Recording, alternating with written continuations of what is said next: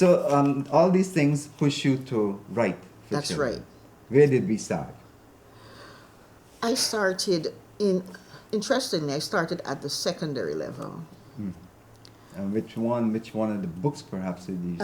In that, it's a section in them was the days that is dedicated to the secondary school students. And I've called it creative writing, you know? And in that, I'm looking at all aspects of what happens in St. Vincent and in the secondary levels. So there's a story here that is entitled 9 Morning Fright.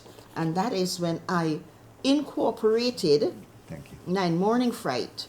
It's where it's a Christmas tradition in St. Vincent that you, for 9 days before Christmas, you get into the Heritage Square and you sing songs, Christmas songs, you've got games, you've got competitions and all of that.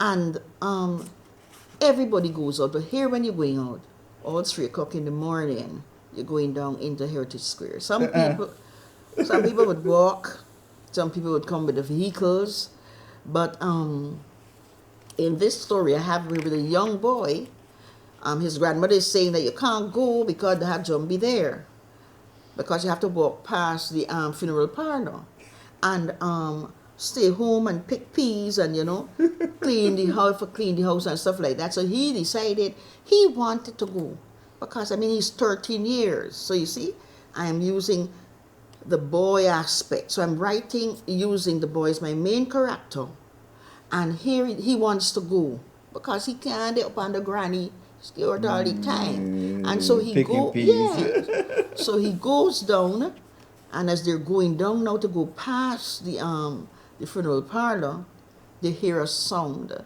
So it was 3 of them, and 2 of them run away and left him, and he nearly, in colloquial, maybe pee his pants because they frightened him because he swear to God says that his grandmother said, "Zombie there." And then after he runs now, and he goes and he runs past and he said, "Oh my God." And then at the end of the story, it was really a homeless man who was living behind in a abandoned place that had a gate. And so as he was pushing the gate, it made a sound, and the tin bucket he had was clanging. It wasn't one bit of jumping, So I had to do that because I was getting severe problems with my Form 5s and my Form 4s when they had to do short story writing. And so it was something for me to, how do I teach 14 to 16-year-olds to use their imagination to tell a story? The story is not true. You and I know it. But by the time you are finished telling the story, the person who is reading it must be able to wonder, I wonder if that's true to happen. That kind of situation. How do you get that? Because, they can just go on the chat GPT and write in the topic and get a story. But I want you to use your imagination. So I am saying to you, okay, this is how I do it. Now, read what I have written. Let us discuss it. And then let's see if you can write one. It was very effective because they realized that, not all the time you have to depend on the technology. Sometimes there is within you that gift of storytelling and all of that. They're just waiting for a moment to burst forth. But do you know, we are all born painters and artists. And what happens? Yes, we stifle it. And what happened? When as soon as you start going to school, what are you doing there? Because you doodle, don't you? You do your doodling. Yes. Well, let's. You're targeting children education. What about grown-ups? Do you think we can learn as we grow? Learning never ends. Learning never ends, and that is something as adults and as grown-ups, as you were saying, that we should be aware of, because every day a learning experience is waiting to happen. Mm? From the way you look at somebody on the road, it might be a man bent over, a woman who stares vacantly into the distance, and everybody has a story. So what is our story? Can we think about making a story about how did this person get to this position? There had to have been a past before. We have a thing here, I'm sure you know it. The inverted commas mad people. Very often time, right, somebody will say that person is mad, and another person said, you know, the person is an educated person. There you go. So what is that? What is a story? Did anybody sit down to think about it? Can I think about it, do some investigation and then write your story? Because you see, the thing is, it is, like old people say, today for me, tomorrow for you. We know our beginnings, but we don't know our endings, do we? Oh, yeah. You see what I mean? So, with the adults, I'm saying learning never stops. And I mean to say, in the more developed countries, and I'm saying sometimes we sell ourselves short. You read about persons who went to get their PhD at 60 this and 70 and all of that. But in the Caribbean here, we feel that once you get a certain age, your life is over, sit down and keep quiet. Yeah. But then in these developed countries, they don't see learning as finished. Learning is not. It is not static. It is ever evolving. And so, yes, I think adults too can learn when they get to whatever age. All it calls for is a quest for knowledge, a love to laugh and to smile, and sometimes to cry too. Yeah. Do we have a piece that you can share?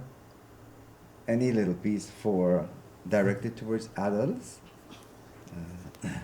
So I'm going to go to my poetry book. And I'm going to talk about the adolescents. Yeah. Or let me see. While you're looking at that, how do we get children to read and maintain a reading habit? Well, it starts from very early. Rather than give a 3-year-old or a 2-year-old a tablet or a phone to keep that child quiet while I go into the kitchen, I decide, okay, this is your screen time. So I've got a granddaughter. She's just 8 months, but she knows there is that phone there. And when you put it down, she's going for it. She's 8 months. And when you put on, let us say, I know, when she's spider, she knows that. So she's going to stop what she's doing and she's going to listen to that. Good. I don't have a problem because I do it repetitively so that after a while, when she starts speaking, she's going to know the words because she's hearing it. But I am going to stop her and say, okay, that's enough screen time. Now let us go to read. So she can, at 8 months, she can hold the book like this. And I've told her, Mom, before she goes to bed,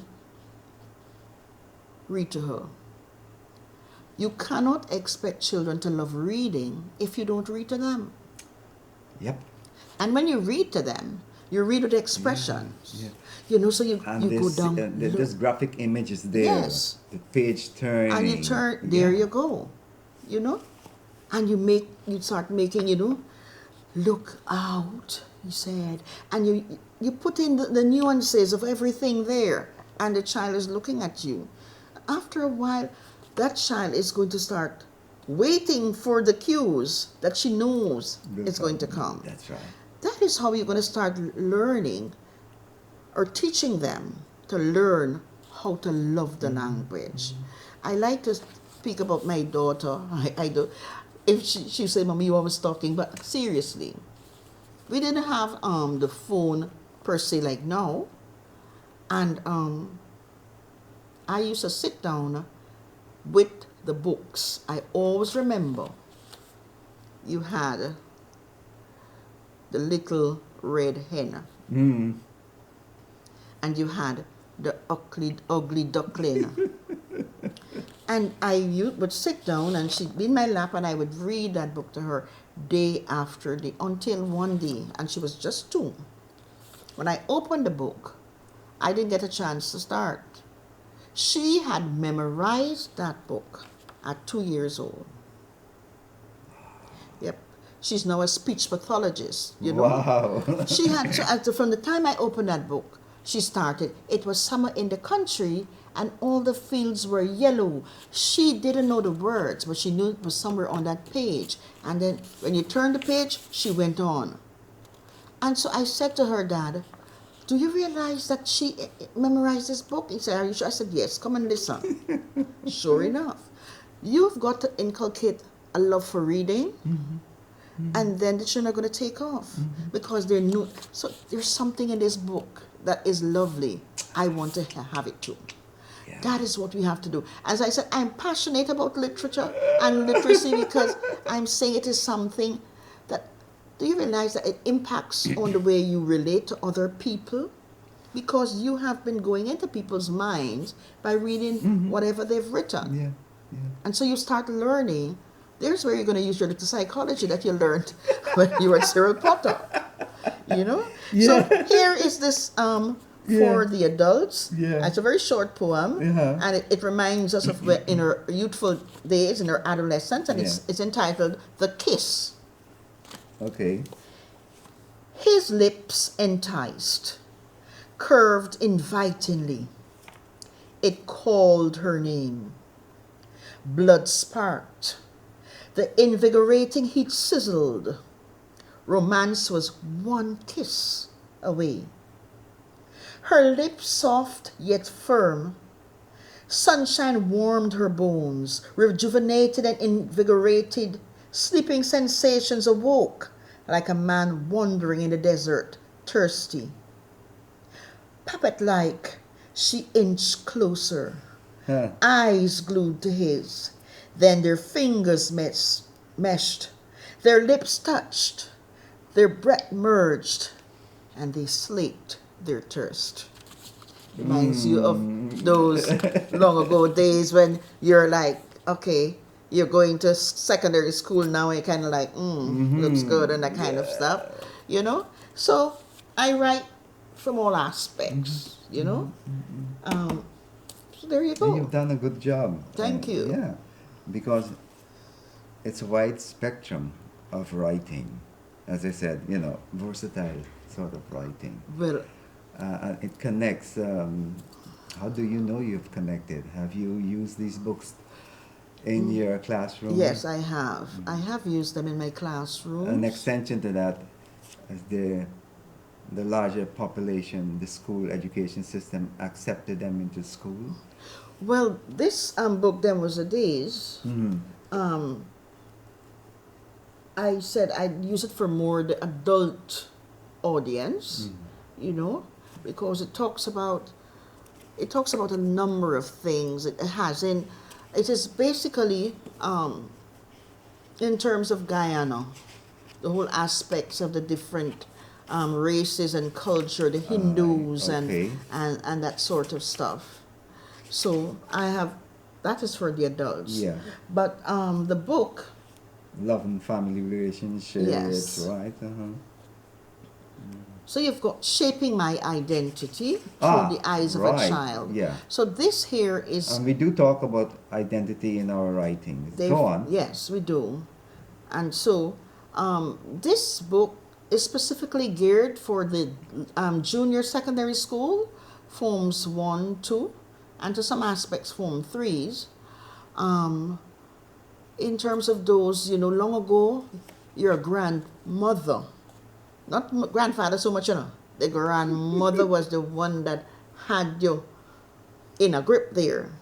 And so I have been blessed to have had some of the principals in St. Vincent and the Grenadines who have embraced this, because it is a book with a difference. Share it, because a lot of the books that they use in forms 1, 2, and 3 The children have to kind of understand the concepts by themselves. The teachers have to go into it and pull out.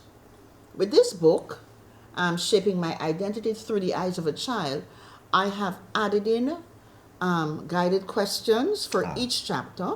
Oh, I've also put within it as well things for discussion that you could talk about what And happened in the further past reading, as yeah, compared to the right. future, as compared to the present, beg your pardon.